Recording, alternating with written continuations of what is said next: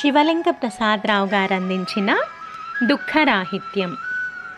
కురుక్షేత్ర యుద్ధంలో అభిమన్యుడు మరణించాక పక్కన కూర్చొని ఏడుస్తున్నాడు అర్జునుడు. కొంచెం దూరంలో కృష్ణుడు విచారంగా కూర్చొని ఉన్నాడు. అర్జునుడిది సరే, కొడుకుపోయిన దుఃఖం, నువ్వెందుకు బాధపడుతున్నావని కృష్ణుణ్ణి అడిగాడు అటుగా వెళ్తున్న వ్యక్తి. ఇంత కష్టపడి భగవద్గీత బోధించాను, అయినా అర్జునుడికి అర్థం కాలేదు అని సమాధానమిచ్చాడట కృష్ణుడు. ఎంతటి కష్టానికైనా దుఃఖించకుండా ఉండగలగడం గొప్ప స్థితి. దుఃఖరాహిత్యం అంత సులభమేమీ కాదు. పెద్ద పెద్ద సమస్యలకి దుఃఖం తప్పదు, కానీ చిన్న చిన్న వాటికి కూడా ఏడుస్తూ కూర్చుంటారు కొందరు. దుఃఖం లేని స్థితి కోసం ప్రవక్తలు, తత్వవేత్తల బోధనలు వింటాం, భగవద్గీత లాంటి గ్రంథాలు చదువుతాం. వాటిలోని సారాన్ని ఆచరించనప్పుడు చదివి ఉపయోగం ఏంటి? ప్రతి మనిషికి రెండు ప్రపంచాలుంటాయి. ఒకటి బయటికి కనిపించే వాస్తవ ప్రపంచం, రెండోది అతడి మనసులోని అంతర్గత లోకం. ఈ అంతర్గత ప్రపంచంలో రకరకాల ఆలోచనలు, కలలు, ఉద్వేగాలు లాంటివెన్నో ఉంటాయి.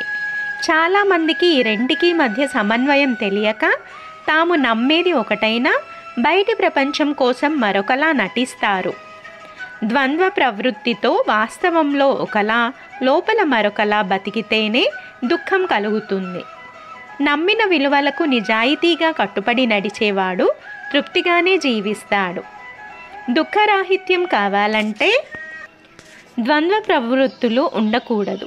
కానీ అడుగడుగునా మనం ముసుగులు వేసుకుంటాం.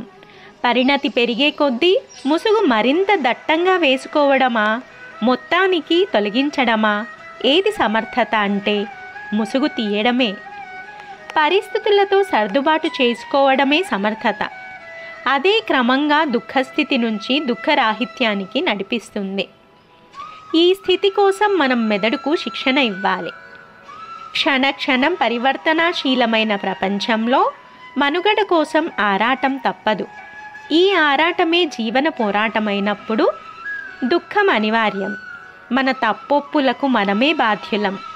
మన కష్టానికి, బాధకి మనమే కారణం అనుకుంటే దుఃఖం ఉండదు. జీవించడం తెలియని వాళ్లే దుఃఖాన్ని మోస్తూ తిరుగుతారు. ఎక్కడి దాన్ని అక్కడే వదిలేసి ముందుకెళ్తాడు సమర్థుడు. అందుకే దుఃఖరాహిత్యం అనేది మన సమర్థతపై ఆధారపడి ఉంటుంది. ఎంతో చిన్న ప్రాణులైన చీమలకు ఎటువైపు వెళ్తే పంచదార పలుకు లభిస్తుందో, ఎటు వెళ్తే అపాయమో తెలుసు. వాటికన్నా ఎన్నో రెట్లు గొప్పవాడైన మనిషికి ఏది మంచో ఏది చెడో తెలియకపోవడం, తెలిసినా ఆ విధంగా ఆచరించకపోవడమే దుఃఖం. దాన్ని అధిగమించడానికి జ్ఞానమే ఔషధం. ఈ జ్ఞానాగ్ని వెలుగులో మనల్ని మనం దర్శించుకోవడం, మన అసలు స్వరూపం తెలుసుకోవడమే దుఃఖరాహిత్యం. మన లోపలి శత్రువులైన అరిషడ్ వర్గాలను జయించడమే అసలైన దుఃఖరాహిత్యం.